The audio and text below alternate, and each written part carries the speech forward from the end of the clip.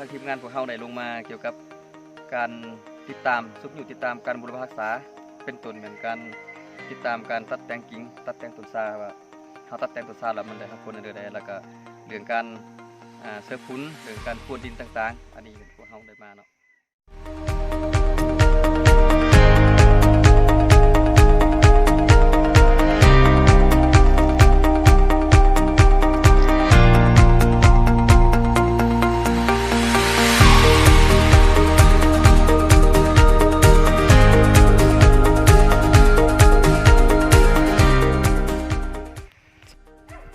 เอาเนาะมื้อนี้ทีมงานพวกเราถือว่าได้มาเกี่ยวกับติดตามการบุรพรักษาต้นแจ้เนาะแล้วเขามามีการสมเทียบเรื่องแจ้ที่ว่าเราตัดแต่งแล้วกับต้นแจ้ที่เราบ่ได้ตัดแต่งถือว่ามีความแตกต่างกันหลายเนาะเป็นต้นแม่นแจ้ที่เราได้ตัดแต่งต้นแจ้ในช่วงประมาณเดือน11เนาะแต่มันได้รับผลเกียมกำลังแตกยอดออกประมาณ3นี้ออกหลายๆเนาะคาดว่าประมาณเดือน2หรือว่าเดือน3นี่อาจจะ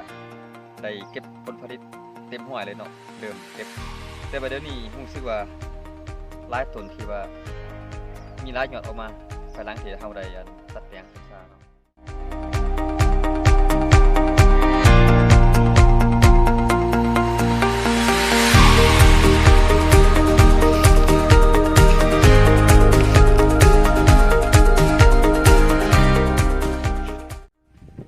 เอาเนาะมาวันนี้เราจะได้มาสมเทียบหรือว่ามาเบิ่งเกี่ยวกับเรื่องต้นซาต้นแจ้ที่ว่าบ่มีการตัดแต่งเนาะต้นซาที่เราบ่ได้รับการตัดแต่งนี่มันจะมีงาหลายแล้วก็มีเบอร์หลายเป็นเบอร์ที่ว่าบ่ได้รับผลประโยชน์นี่ดูดกินธาตุอาหารหรือว่าธาตุบำรุงเลี้ยงของต้นซาครับแล้วเฮ็ดให้ยอดครับบ่มีการขยายตัว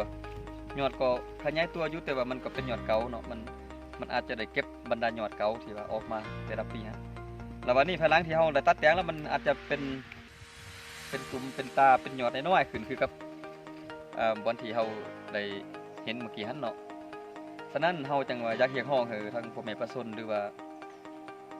ผู้ที่ปลูกต้นซานี่นะมีการตัดแต่งภายหลังที่ซาเราได้ปลูกมาอายุประมาณ1ปีหรือว่า2ปีขึ้นไปเนาะ1ปีนี่เราก็จะมีการตัดแต่งแบบตัดยอดเด็ดยอดคือมันแตกงาออกประมาณ1ปี2ปีขึ้นไปนี่เราก็สามารถตัดแต่งต้นซาตัดแต่งงามัน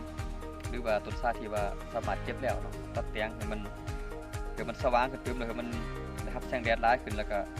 เฮ็ดให้ยอดมันมีการขยายตัวแตกเนาะออกตึม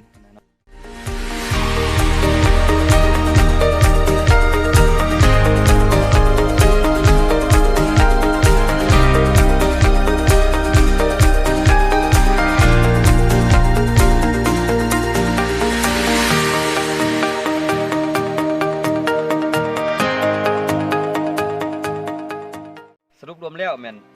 เราอาจจะมีการตัดแต่งต้นซานี่ให้มันเป็นละเอียดเนาะแบบปีนึงตัดแต่งเทื่อนึงหรือว่า2เทื่อเนาะโดยปกติแล้วอาจจะเป็นเทื่อนึงเพื่อว่าเฮ็ดให้มันกระตุ้นให้มันมียอดออกหลายแล้วเราก็เก็บเรื่องยอดซานี่หลายขึ้นเนาะผลผลิตมันอาจจะได้หลายขึ้นตอนนี้อายุตัดแต่งมาได้ประมาณเดือนปลายเดือนกว่าๆเก็บฮอด2เดือนแล้วมันก็มียอดน้อยๆขึ้นมาซ้ำนี้แล้วอีกประมาณเติม2-3เบอร์นี่ก็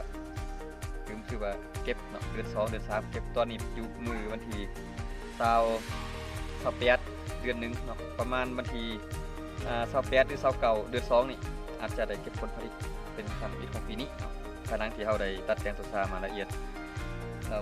ตอนนี้ไปพวกเราคือว่าอยากแนะนำหรือว่าอยากเรียกร้องให้ทั้ง